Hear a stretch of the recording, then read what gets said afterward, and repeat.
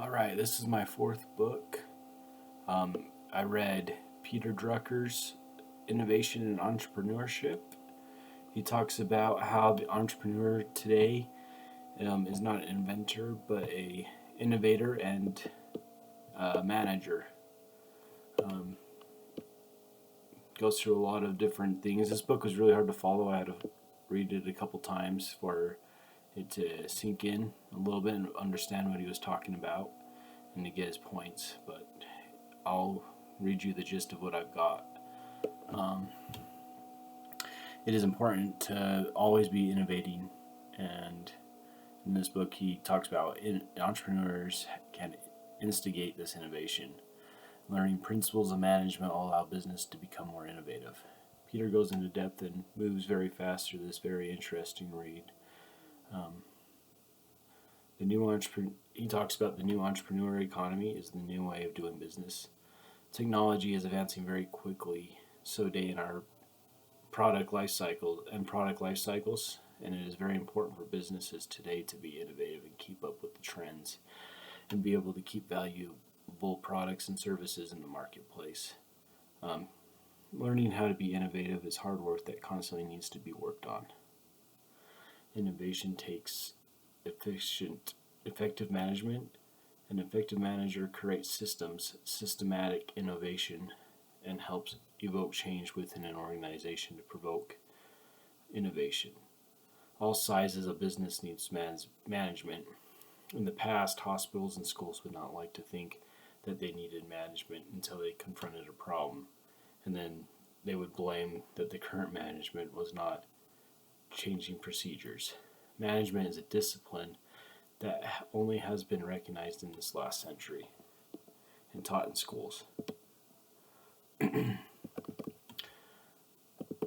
Business needs to stay open to new and innovative ideas. The need for regular meetings with top managers and junior people to go over opportunities is a must in today's market. These meetings should include reports that go over the status of projects, presentations of those that found success in being innovative. These meetings will help the business find ways to capitalize on new opportunities and find needs for more innovation. It is important for businesses to set aside money and capital and time to be able to innovate. You don't really have to create new products. You can just be innovating on how you deliver products and what kind of services that can go along with products. Even how you, like a promotion or something would be innovative on a product. Or you could take an existing product and add to it to make it even better. Like bars of soap, when they add moisturizer for like Dove is a good example. General Electric also has a history of being innovative and entrepreneurial. They have started many different businesses from scratch and growing them to be very profitable. GE has found success in starting its own finance company. It has disrupted the financial market by using commercial paper to fund industry. So they sell electrical products, but they found that people couldn't afford it, so they started their own financing. And then they've also financed other businesses by having other smaller businesses come up to them asking for finance and them being part owners or just giving them a business loan. Management's duty is to find the innovative employees and place them where they'll benefit the organization the most. Management needs to keep in mind that innovation takes time and failure is going to happen. In most cases, failure will happen more than success, so it is important not to push the innovator but to let them work and find a system that works. It is true that innovation does take time and you will fail a lot. That's through a trial error. Over time, once a business fails enough, they'll know when to stop on a project and start a new one. They also know when to keep pushing when they start seeing results. Sometimes it might be a year, sometimes it needs to take 2 years. The business needs to find their threshold and what they're comfortable with losing in accordance to time and monetary or resources. It is important to reward in a innovative behavior and not punish those that fail at it. If you reward innovations or people that create systems in their work area, they'll more likely want to be able to create systems that are more efficient and will help your business with longevity. And if you reward that behavior with bonuses or lunches or whatever you do, parties, that it will inspire your employees to work better. But if you punish them for failing at something, then it's kind of on you on as managers, and then they'll not want to be as innovative. They'll want to just stick to the systems that you have in place, and they'll look up to you for any innovation or processes that they, because they're afraid of innovating. If a business does not innovate, it will be left behind and lose out on potential market share. Innovation needs to be practiced and influenced by managers to their employees. The innovator needs to be focused on the market and what value they can provide to customers. Some innovators will find a new market that has not yet been discovered. Businesses need to have a budget that is used for innovation and create a system of checks to let them know they are on track to finding success. If businesses aren't innovating and becoming differentiated from their competition, they'll be left behind in the dust. Like Kmart and some other Sears, they didn't stand out from the crowd anymore. They weren't unique and they weren't differentiated from their competition. The high-tech industry, according to Drucker, is not innovative, but rather than innovative. Thomas Edison was an inventor and used his innovation to form a business. Later, Edison did not know how to run his businesses because he lacked the innovation and was thrown out. High-tech industry followed the pattern of great excitement. High-tech industries, they're inventors, not innovators. They follow a pattern of great excitement, rapid expansion, and then sudden shakeout and collapse. The pattern of rags to riches and back to rags again. So, a lot of high-tech companies, they invent awesome, cool products. But where they lack is how does that invention work in people's lives, and how can they get a customer to buy this new innovative invention? That's where they always have struggles with. You hear of all these high-tech companies, they have all these private investors and everything, and once they run out of money, they usually go bankrupt. They can last years on end on other people's money and never make a profit. The high-tech industry are inventors rather than innovators, and spectators rather than entrepreneurs. The contradia of prediction theory are economic cycles that last about 40 to 60 years. These cycles are long-term and have periods of evolution and self-correction that is caused by technical innovation. These cycles can be a period of innovation, stagnation, or growth. The periods of growth are usually brought by a tragedy such as war, depression, or a long period of stagnation in an industry. This innovation is the form of new technology brought usually by entrepreneurial management. So we go through stages in our economy every 40 to 60 years that we're pretty stagnant. And then something big like it's happening right now with the coronavirus, that something has to shift the marketplace a little bit and change on how we do things and what people want and their values. I like to say every generation they like to shift the marketplace and change their wants and values also and their styles. That's a good example.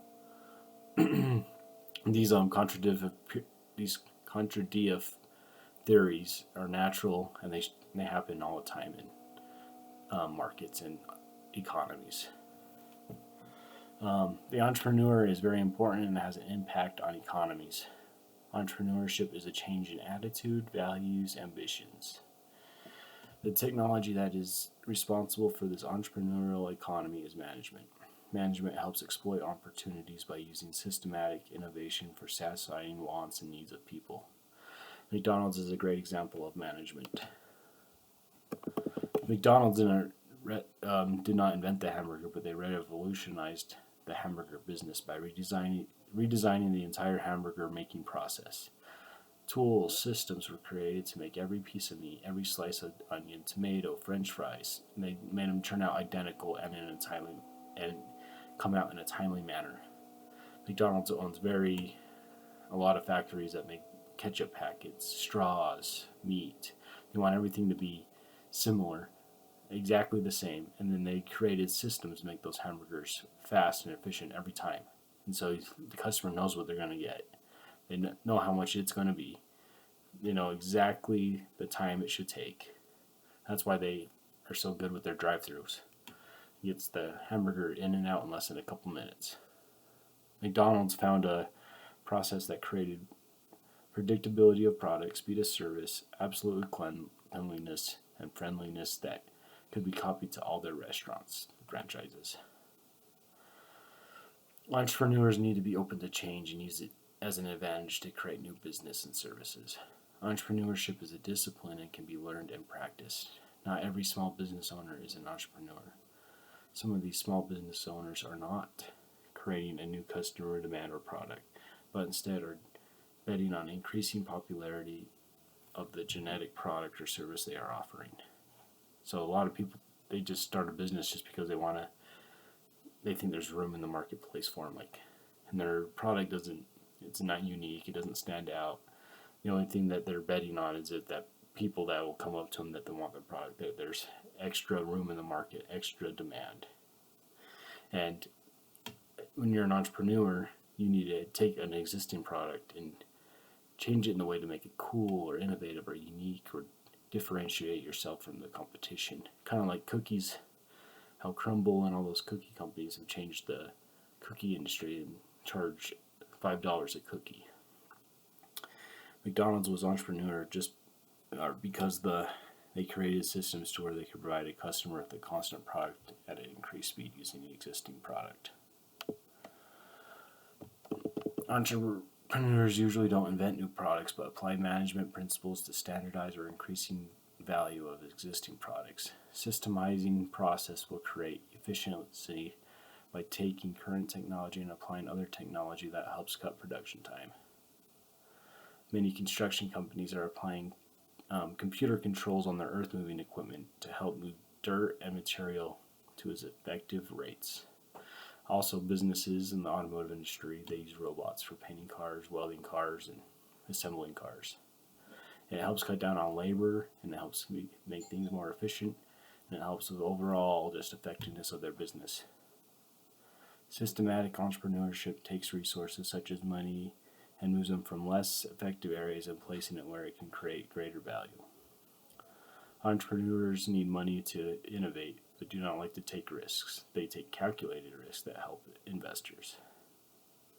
People want absolute certainty do not make good entrepreneurs because there is always a risk associated with an entrepreneur. You getting in your car every day is a risk. You going to work every day is a risk. Anyone who can make a decision can learn to be an entrepreneur and behave entrepreneurially. Entrepreneurship is a behavior and not a personality trait.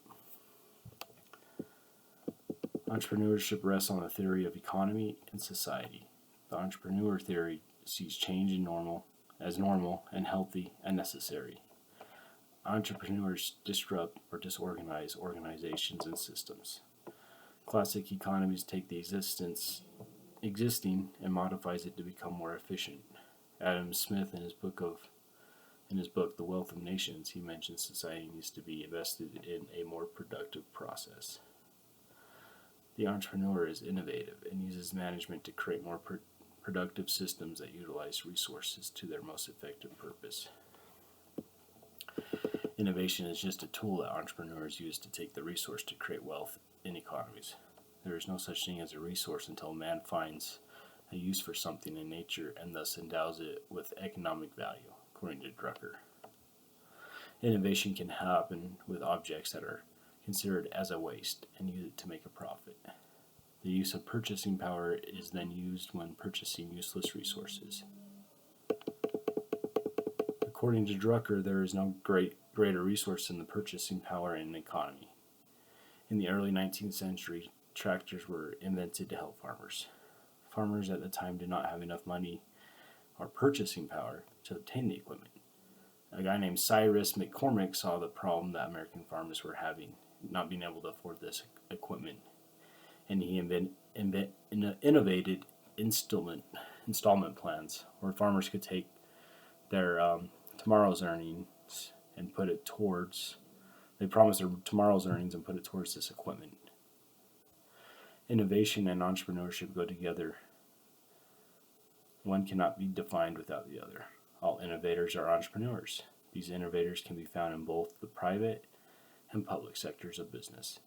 These businesses include finance, education, health, product, and service businesses. The proper use of management allows for innovation to happen within and out of organizations.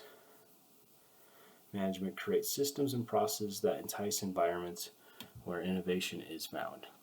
Innovation relies on management, and management relies on innovation to stay competitive and keep valuable products and services on the market.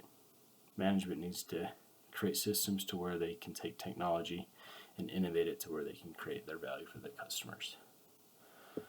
Thanks for watching, and if you have any questions, feel free to reach out and I'll answer them the best of my ability about Peter Drucker's book.